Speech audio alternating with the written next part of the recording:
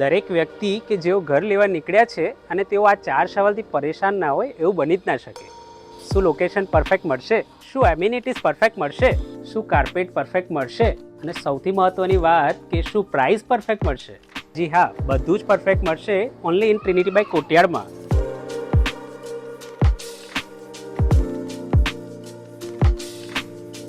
જે આવેલું છે ગોત્રી જેવા પોસ્ટ લોકેશનમાં અને 36+ એમ્યુનિટીઝ સાથે.